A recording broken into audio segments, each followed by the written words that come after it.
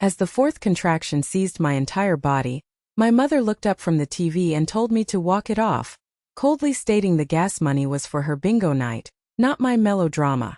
Through the blinding white-hot pain, I smiled. Gripping the counter, I pulled out my phone and sent a single pre-written text to my late husband's lawyer. Execute. She screamed that I'd regret the ambulance bill, but her face went slack when she saw the private paramedics were also holding a notarized eviction notice with her name on it. You won't believe how my baby's birth legally destroyed her. The pain is a physical thing, a separate entity inside me. It arrives like a malevolent guest, unannounced, seizing my entire being in a hot, merciless grip. It starts low in my belly, a deep, twisting cramp that radiates through my hips and down my thighs, stealing my breath and turning the world into a pinprick of white light. I am gripping the edge of our kitchen table, the cheap laminate cool against my sweating palms. My knuckles are bone white. The linoleum floor, a hideous yellow and brown pattern from 1987, seems to tilt beneath my feet. 9 months. 9 months I have carried this secret. This tiny fluttering hope in a house that feels more like a mausoleum. A house thick with the dust of old resentments and the suffocating silence of things left unsaid. When my husband Mark died 8 months and 12 days ago, the world collapsed. Moving back in with my mother Eleanor was not a choice born of comfort. It was an act of pure, unadulterated necessity. I had nowhere else to go. Another wave hit stronger this time, a fist clenching around my spine. I let out a sound, a strangled gasp that is swallowed by the drone of the television in the living room. Mom. My voice is a fragile thread, barely audible over the canned laughter of a sitcom. Mom, it's time. We need to go to the hospital. Now. I can see her from here. A silhouette in the flickering blue light of the screen. Her head, with its perfectly coiffed helmet of silver hair, doesn't move. She is sitting in her worn floral print armchair, the one my father used to call the throne. He'd meant it as a joke. I'm not sure she ever took it as one. The silence stretches, thick and deliberate. I know she heard me. In this small cramped house you can hear a pin drop from 2 rooms away. She is making me wait. It's part of the dynamic we've fallen into since I returned. A broken pregnant widow of 30. I am the supplicant. She is the queen, dispensing her attention as she sees fit. I think back to the day I came back here, my meager belongings packed into 3 cardboard boxes. Mark's life insurance policy, a modest $150,000 that was supposed to be our future, our down payment on a real home, was tangled in the infuriating red tape of probate. My savings, all $7,248.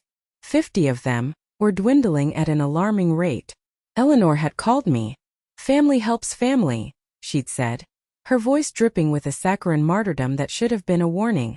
You can stay here until you're back on your feet. Back on your feet was a euphemism. What she meant was, until you are no longer a financial and emotional burden. The rent was my dignity. I paid her $800 a month, transferred directly from my checking account on the first of every month, for the privilege of sleeping in my childhood bedroom, surrounded by the ghosts of a girl I no longer recognized.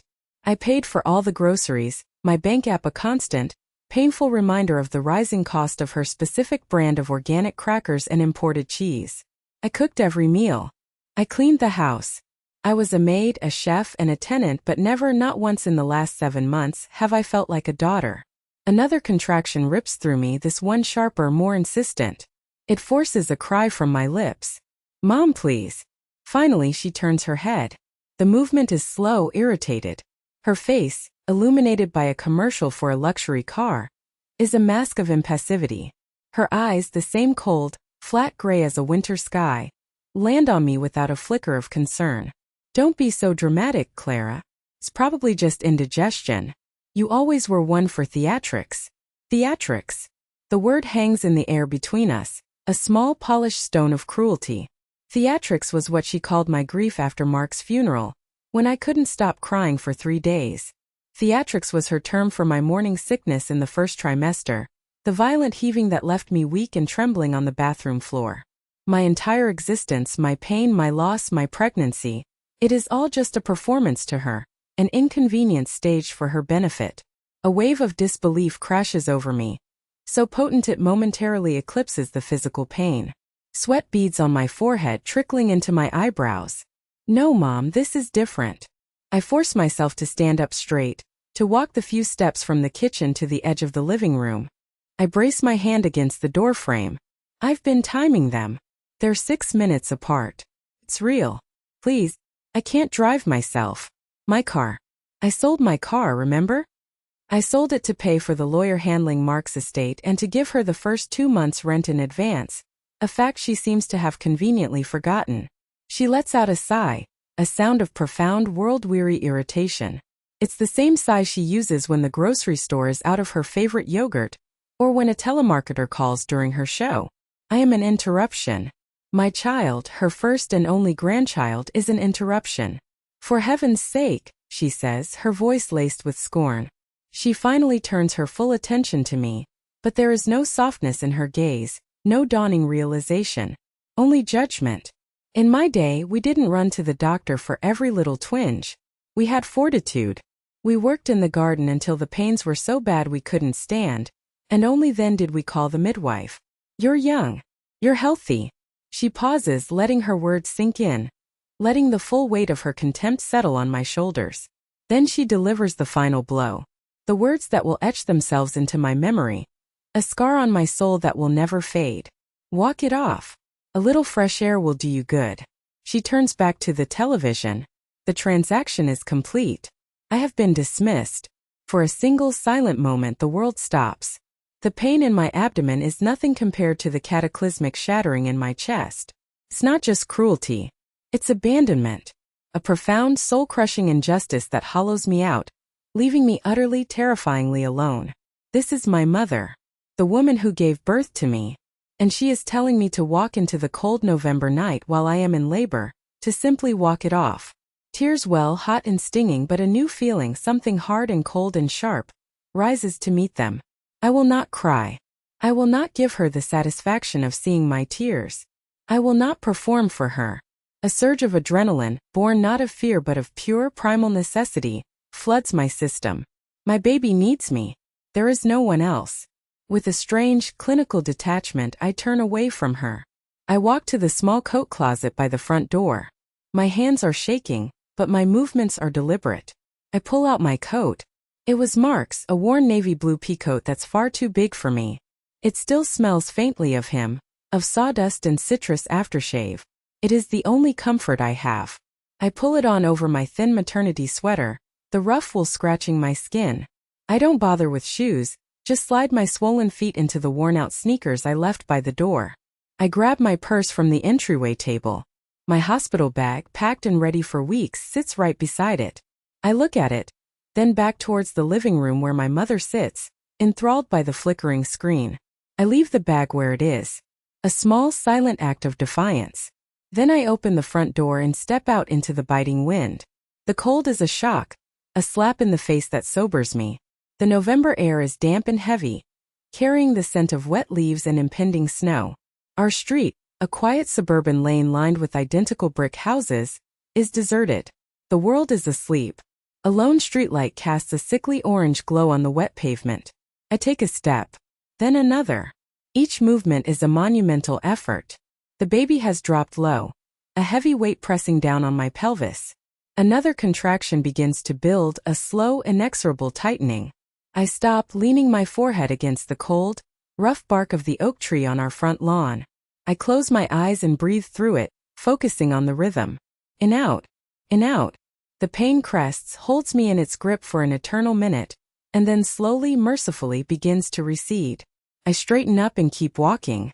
The cracked pavement is uneven under my feet. The houses are dark, their windows like vacant eyes. I am on an island of agony, just yards from the home where my own mother sits, warm and indifferent. My phone is in my purse, a useless brick. My hands are trembling too violently to even think about dialing. Who would I call, anyway? My friends are scattered, living their own lives. Mark is gone. There is only me. I make it to the end of our block, maybe 100 yards. Feels like a marathon. Another contraction hits, harder than the last. I cry out this time, a sharp, pained sound that is swallowed by the wind. I stumble to a lamppost, wrapping my arms around its cold metal pole, holding on as if it's a life raft. The world narrows to this small circle of orange light, the sound of my own ragged breathing, and the relentless tightening grip in my womb. This is what it feels like to be truly alone. Just as my legs threaten to give out, just as I'm contemplating sinking to the cold, damp sidewalk and simply giving up, a pair of headlights rounds the corner. The car slows as it approaches me, its engine a low hum in the stillness of the night. It's an old sedan, a beige Toyota Camry, familiar and unassuming. The passenger window rolls down with a soft whir. Clara. The voice is gentle, laced with concern. It's Mr. Abernathy from 3 houses down, a retired widower who spends his days tending his prize-winning roses. Eleanor always called him a nosy old fool. Child, what on earth are you doing out here? You look pale as a ghost. His face, etched with the fine lines of his 80 years, is the kindest thing I have seen in months. The dam breaks. A single hot tear escapes and rolls down my cheek. The baby. I gasp, the words torn from my lungs. The next contraction is already beginning its ascent. The baby's coming. I don't need to finish. He understands. The look in his eyes is not pity, but a pure, uncomplicated compassion that feels like a physical warmth spreading through my chest. Get in, he says, his voice firm but gentle. Get in the back. Now, we'll get you there. He's out of the car in a flash, his movements spry for his age. He opens the back door for me, helping me ease my cumbersome body onto the seat. The car's interior smells of peppermint and old books. He gets back in the driver's seat and pulls away from the curb, his driving smooth and steady. The hospital is St. Jude's, right? He asks, his eyes flicking to me in the rearview mirror. Yes, I manage to say, gritting my teeth as the pain reaches its peak. We speed down the main road, the familiar storefronts of our town a blur outside the window. The pain is no longer coming in waves. It's a tidal wave, a constant, overwhelming force that is taking me over. I feel a sudden powerful downward pressure, a primal certainty that courses through every cell of my body. We are not going to make it. Stop the car. The voice that comes out of me is not my own. It is raw, guttural, and animalistic. Please, Mr. Abernathy, stop the car. The baby is coming. It's coming now. He doesn't question me. He immediately pulls the car over into the empty parking lot of a closed-down diner, the big faded sign of a smiling pig casting a ghostly shadow over us.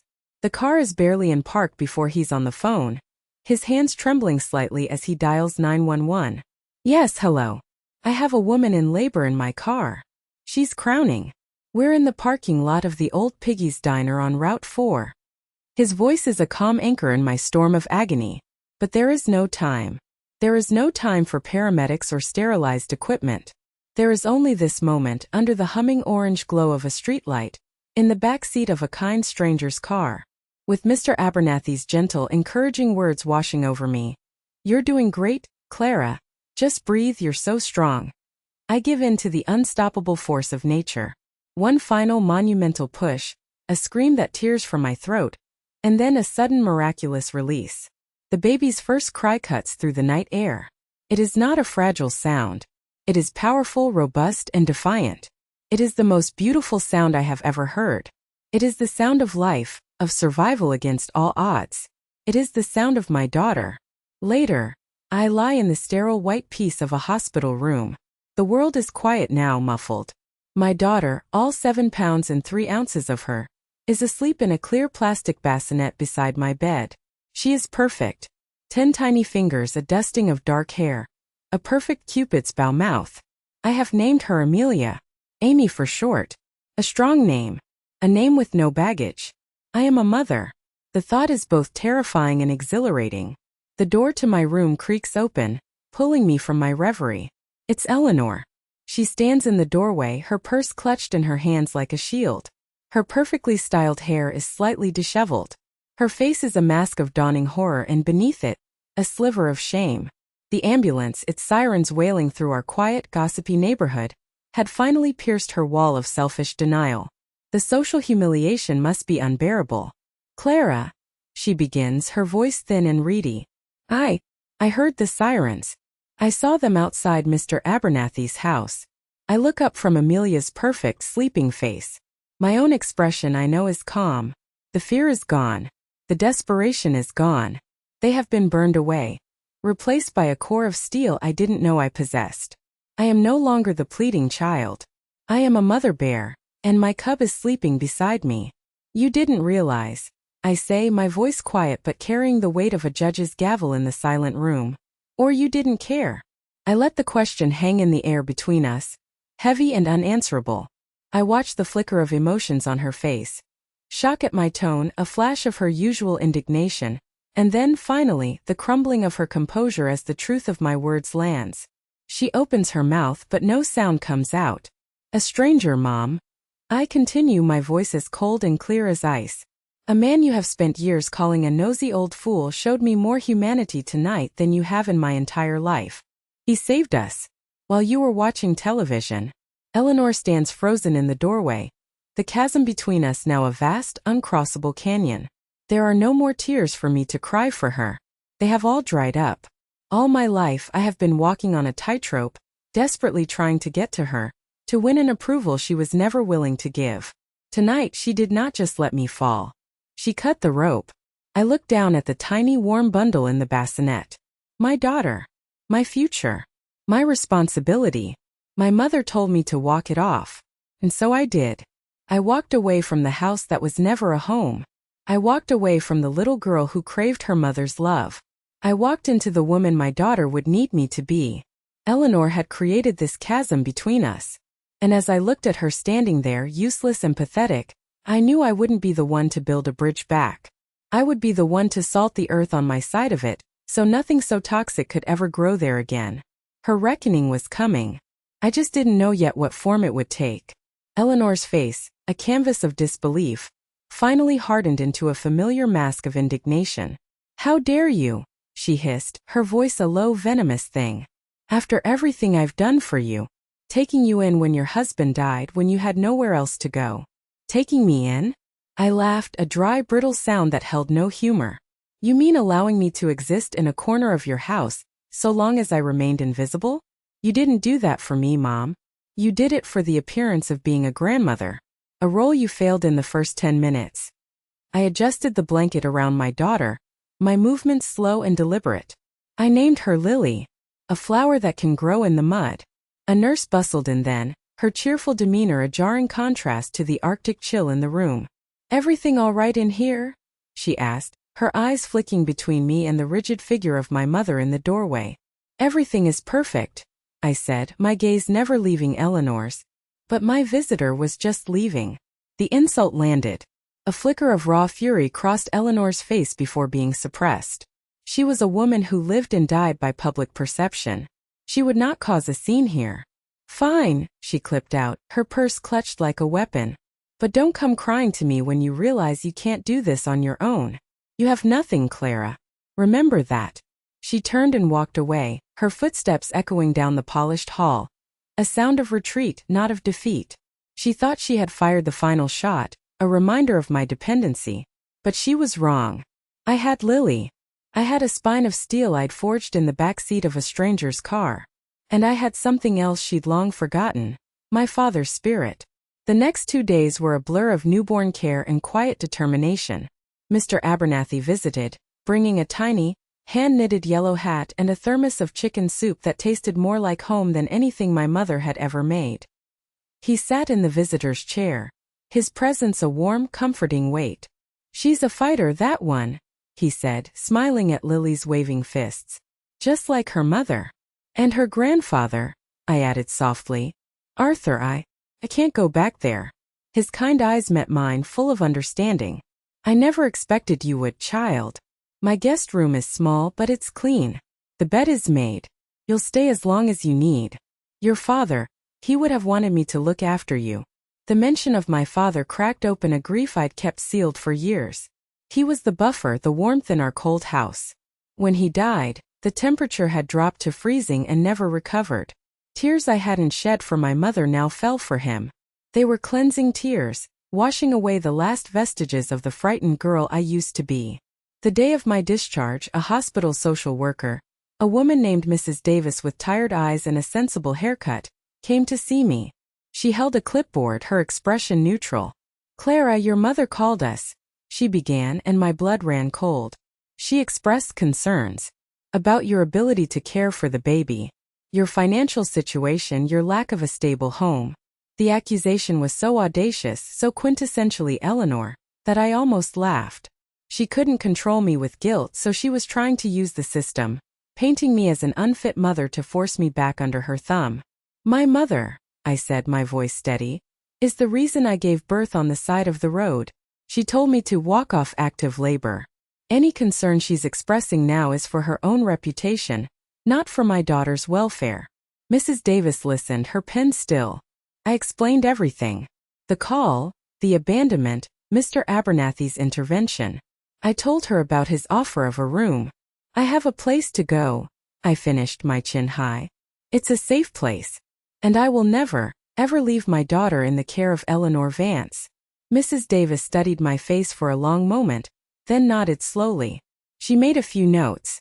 Mr. Abernathy is listed on the birth certificate as the one who assisted, she said, a faint smile touching her lips. His statement corroborates yours completely. We'll need to schedule a home visit just for procedure's sake, but Clara, you've got this. Don't let her get in your head. Leaving the hospital felt like a jailbreak. Arthur. He insisted I stop calling him Mr. Abernathy. Drove with the exaggerated care of a man transporting precious cargo. His small tidy house smelled of lemon polish and old books. It was nothing like the sterile, silent museum my mother curated. It was lived in. It was kind. The first week was the hardest. Lily had colic. The nights were long, filled with crying, hers and sometimes my own. I was exhausted, hormonal, and terrified. Every creak of the floorboard sounded like my mother at the door. Her words, "You have nothing," echoed in the dark. She was right in a way. I had a few $100s in savings and a box of my father's old things I'd managed to keep in my room, away from her periodic purges. Everything else, my clothes, my baby supplies, my life, was still in that house. Eleanor began her campaign on the third day. First came the texts feigning concern. Asterisk, just checking in. Hope the baby is well. Asterisk, then the guilt.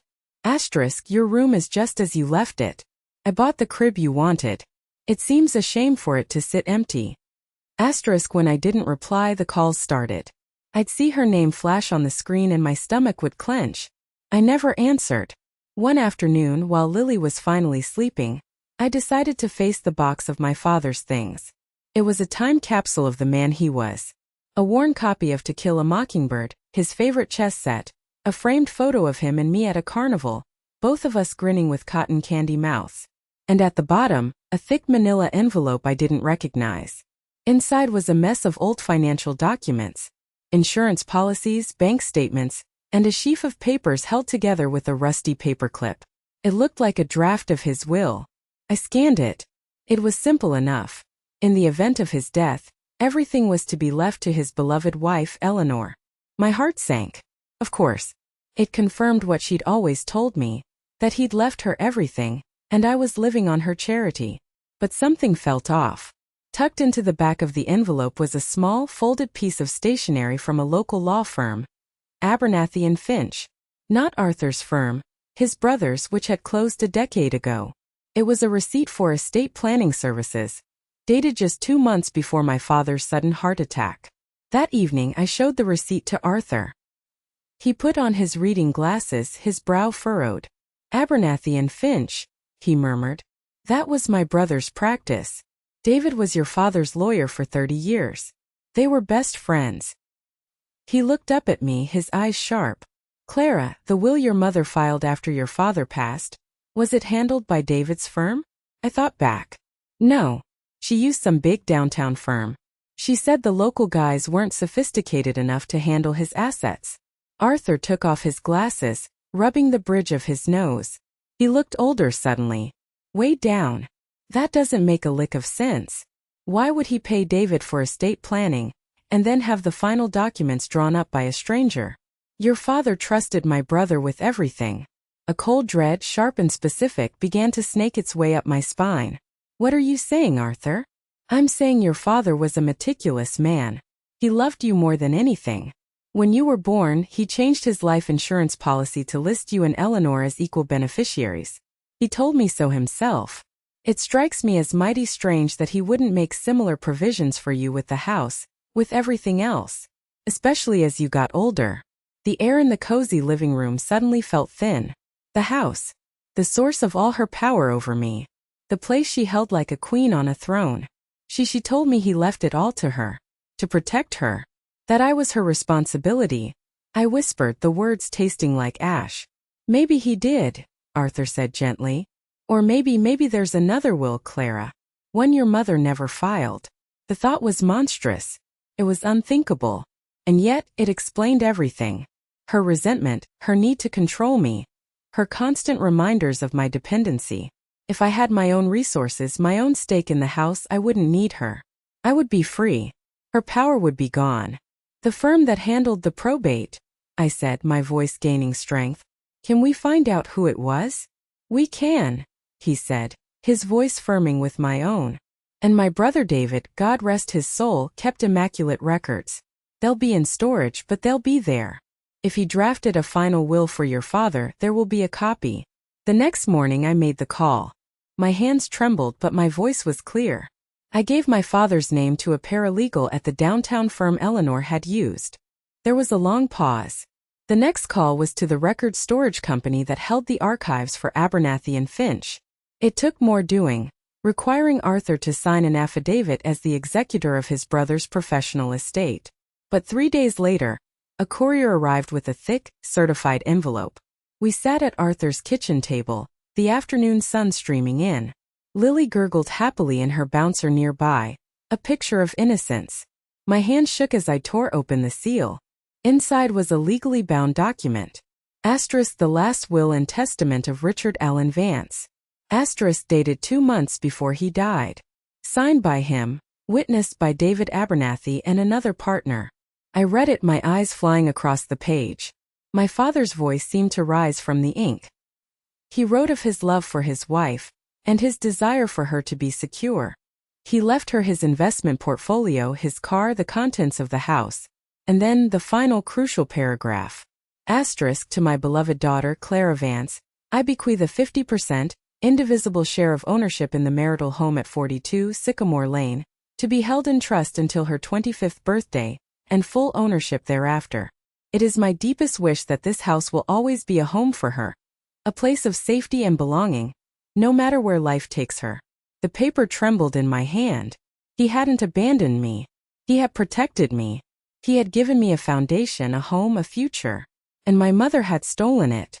She had hidden this document and filed an older, invalid draft, effectively disinheriting me and turning me into a penniless dependent in my own home. Her cruelty wasn't just a character flaw. It was a calculated, criminal act of fraud that had defined the last decade of my life. All the pain, the loneliness, the years of begging for scraps of affection from her table when my father had left me a feast, it all coalesced into a single point of white-hot clarity.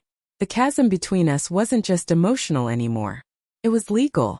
It was actionable. I looked at Arthur, his face a grim mask of vindication. I looked at Lily, my daughter, my future. My father had given me a home. My mother had tried to take it away. Now I was going to take it back. I picked up my phone, my movements calm and deliberate.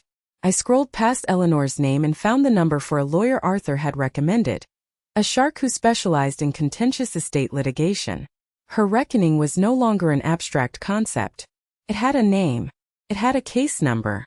And it was about to begin. I pressed the call button. The woman my daughter needed me to be finally fully born.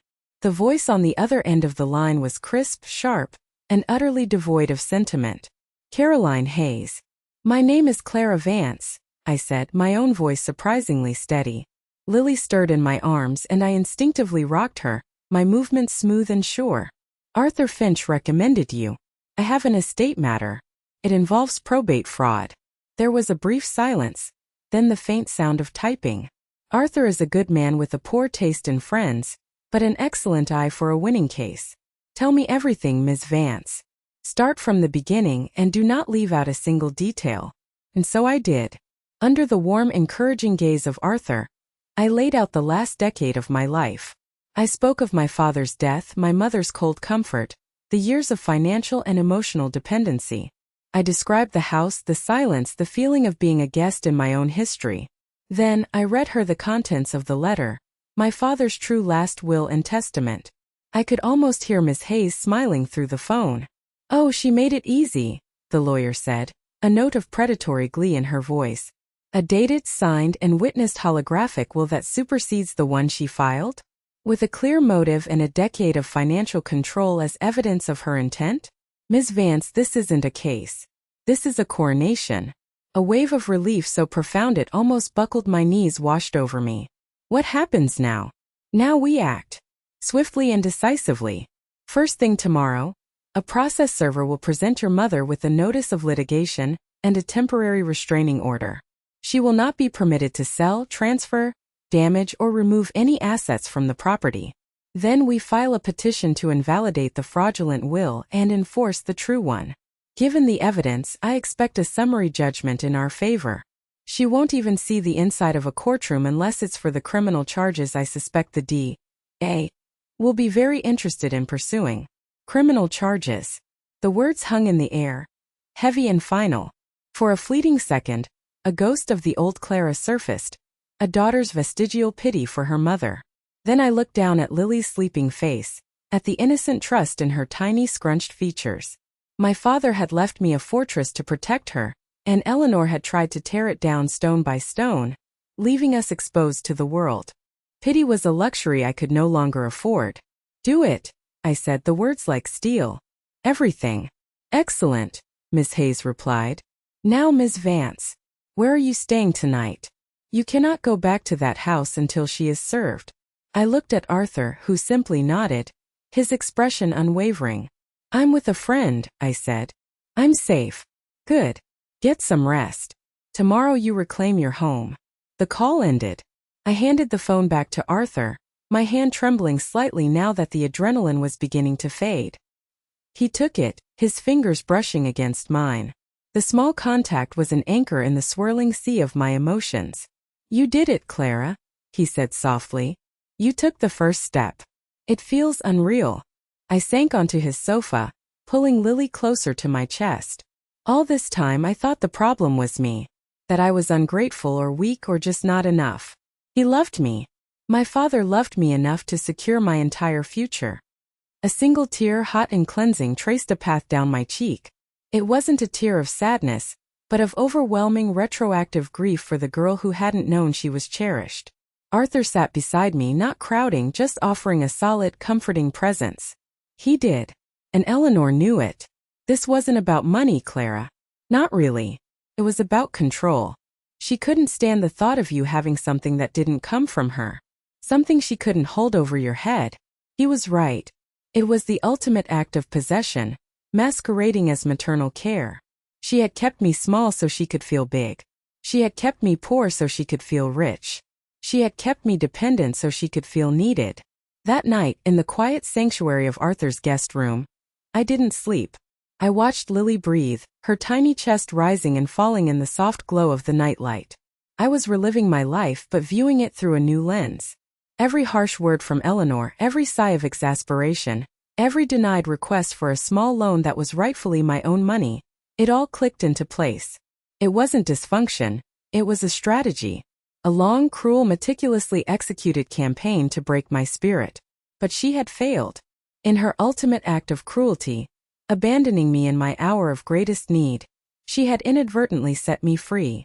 She had forced me to walk out that door, to find my own strength on a cold, dark street. She had led me to Mr. Abernathy's kindness, and to the birth of my daughter, the event that had finally reforged my spine into something unbreakable. The next morning, I dressed myself and Lily with methodical care. I chose an outfit my mother would have hated: simple, practical jeans and a soft cream-colored sweater. No more performing the role of the demure, grateful daughter. I was a mother. I was a plaintiff. I was the rightful owner of my life. Arthur drove me, his hand resting reassuringly on the gearshift.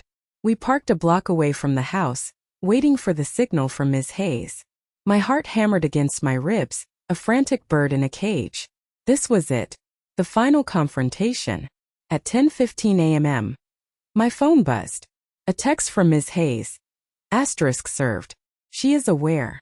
The house is yours to enter. I'd advise a police escort, but the choice is yours. I don't need the police, I told Arthur. But I need you. I'm not going anywhere, he said, his eyes meeting mine in the rearview mirror. We walked up the familiar cracked pavement, the same path I had stumbled down in agony just weeks before. But today my steps were firm. My head was high. The front door was slightly ajar. Pushed it open. Eleanor was standing in the middle of the living room, a vortex of fury in a house that was suddenly too small to contain it. The legal papers were crumpled in her fist. Her face, when she saw me, was a mask of reptilian hatred. "How dare you?" she hissed, her voice low and venomous. "After everything I have done for you, taking you in when you came crawling back here, pregnant and pathetic. I gave you a roof over your head. You gave me a roof that was already mine," I said, my voice calm and even. The lack of hysteria seemed to enrage her further. I stepped fully into the room, Arthur a silent sentinel just behind me. "You let me believe I was a charity case, living on your good graces, when my father left me everything. Your father was a sentimental fool," she shrieked, the carefully constructed facade of the grieving widow shattering into a million pieces. "He would have let you squander it all. He always spoiled you, always thought you were perfect. He never saw the weakness in you. I did. I was protecting the family legacy. I was protecting you from yourself." There it was. The twisted justification, the poison coated in the sugar of maternal concern. "You weren't protecting me," I said, taking another step forward. The air crackled between us. "You were caging me. You hid his will, Eleanor. The one he signed on October 12th, 2 weeks before he died. The one witnessed by his solicitor and his cardiologist. The one that left the house and the entire estate to me in trust, until my 25th birthday." Her face went pale. "I had the date. I had the witnesses. This wasn't a desperate guess. It was a fact." "He didn't trust you," I continued, the truth a weapon I now wielded with surgical precision. "He knew you would do exactly this. He knew you resented his love for me. This house was meant to be my safety, my foundation. And you turned it into my prison. You stole 10 years of my life. You made me beg for scraps from a table my father left me laden with a feast. I am your mother," she cried, a last desperate appeal to an authority she had long since abdicated. "My mother," I said, the words cold and clear, "would have driven me to the hospital when I was in labor. My mother would have rejoiced in the birth of her grandchild.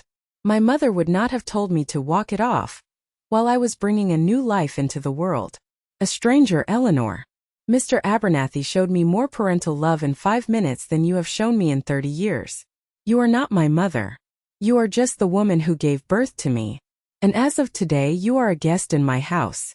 A guest who has overstayed her welcome." The finality in my voice seemed to suck the air from her lungs. She stared at me, her eyes wide with a dawning, horrified understanding. She had lost. Utterly and completely. The power she had wielded over me for my entire life was gone. Evaporated in the face of a single notarized document. Her rage collapsed into a brittle, pathetic sort of defiance. "Fine," she spat, throwing the crumpled papers onto the floor. "Keep your precious house. See how you manage on your own. You'll come crawling back." "No," I said softly. "I won't."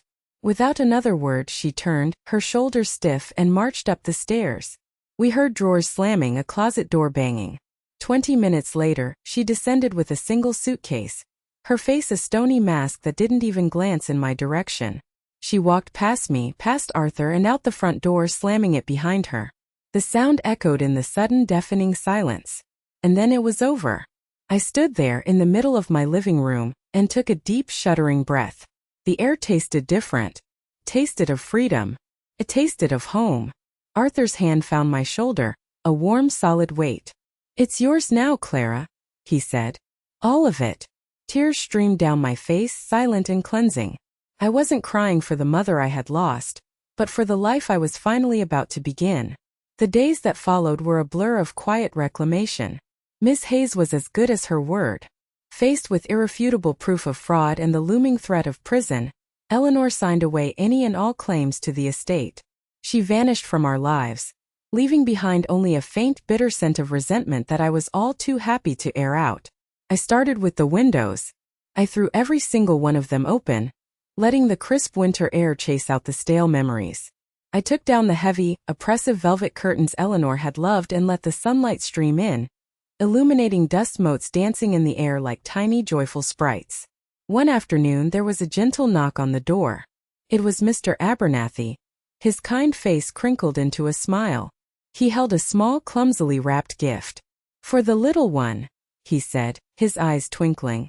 "I heard the dragon had been vanquished." I laughed, a real unburdened laugh that felt foreign and wonderful. "Mr. Abernathy, I never properly thanked you.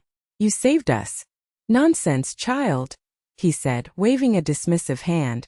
"I just gave you a ride. You did all the hard work yourself. Always knew you had it in you." He looked around the bright, airy living room. "Your father would be so proud, Clara. He always wanted this house to be filled with light and laughter." He was right. I opened his gift later. It was a small hand-carved wooden bird, painted a cheerful blue. I hung it in the window above Lily's crib, a symbol of kindness from a true neighbor. Spring arrived, and with it a profound transformation. The house, once a monument to my mother's cold control, became a home. I painted the grim gray walls a warm buttery cream. I filled the silent rooms with music. Arthur was a near constant presence, his easy laughter a balm to my soul. He would help me assemble a crib, his brow furrowed in concentration, then look up and catch my eye, a slow smile spreading across his face. We were building something new, he and I, a family forged not by obligation but by choice. One perfect May afternoon I was in the backyard, a place I had rarely ventured. The garden was overgrown, neglected for years. I knelt in the soft, dark earth, a trowel in my hand, Lily cooing in her bassinet on a blanket nearby. I was pulling up the thorny, stubborn weeds that had choked the life from my father's old rose bushes. The sun was warm on my back. The scent of damp earth and new leaves filled the air. Arthur came out with 2 glasses of lemonade, setting them on the grass before sitting down beside the bassinet, watching Lily with an expression of pure adoration. I looked at the scene before me, my daughter safe and cherished, the man I was falling in love with, a partner in every sense of the word, the house standing behind us a steadfast guardian. My father's words from the letter echoed in my mind. Asterisk, a place of safety and belonging, no matter where life takes her. He had given me the foundation. Eleanor had tried to turn it to rubble. But from that rubble I had built a new life, stronger and more beautiful than I could have ever imagined. I had walked through the fire of my mother's cruelty and emerged not scorched, but forged. I looked down at my hands covered in dirt, and then at my daughter, my future. The cycle of pain had ended with me. A new cycle, one of love, strength, and unconditional belonging, was just beginning. And it was all ours.